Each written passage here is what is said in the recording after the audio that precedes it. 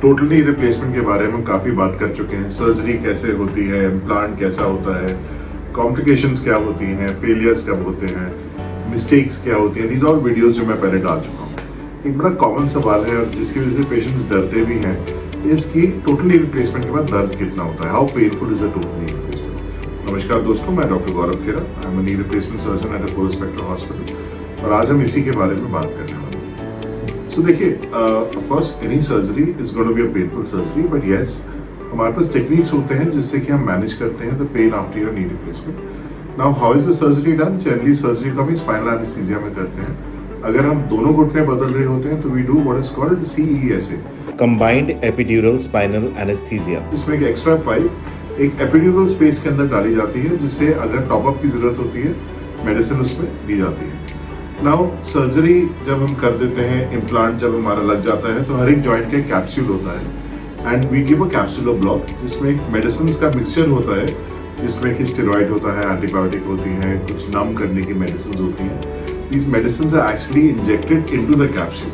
Okay. Now what this capsular block does is that two things.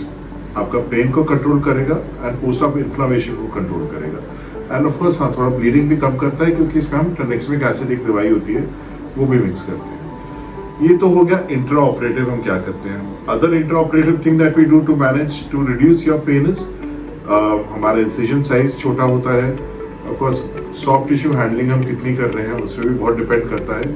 So better the soft tissue handling, smaller the incision, the less pain you will be facing, fast is your recovery.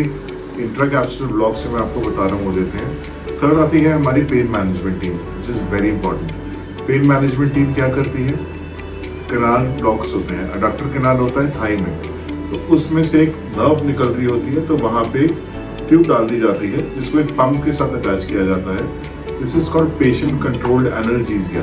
सो जब भी patient को दर्द होती है वो button दबाते हैं, कुछ amount of medicine goes in and patient जो है हमारे पेन फ्री रहते हैं। The advantage of this is कि इससे सेंसरी ब्लॉकेज होती है, मतलब पेन जो होता है वो कम हो जाता है पर मोटर ब्लॉकेज नहीं होती, पैरों में वीकनेस नहीं होती, तो इसकी वजह से पेशेंट चल पाते हैं। सो जैसे ही स्पाइनल का इफेक्ट जाता है, so we can make our patients walk and this patients are pain free. Of course patients को और क्या करना चाहिए घर पे जाते हैं, ये सब चीज़ें तो हमारी हॉस्पिटल में होती हैं। घर पे जाते हैं तो I always tell my patients to do icing. Icing करने से इन्फ्लामेशन कम होगी, इन्फ्लामेशन कम करने पे आपका पेन कम होगा। तो आज मैं second part of this video में ऐसे ही एक पेशेंट से अभी आपको मिलवाता हूँ जिसका भी हमने नी रिप्लेसमेंट किया। Started walking with in 24 hours of the surgery. ये एक सर्जरी पहले करा चुके थे, मेरे पास सेकेंड नी को कराने के लिए आए थे and we got you know she is very happy. इनका पेन बिल्कुल भी नहीं रहा and what we used in her case was a continuous adductor block and that machine जो मैं आपको बता रहा हूँ, that is patient controlled anesthesia, that is what we used for her and now let's see what she has to say.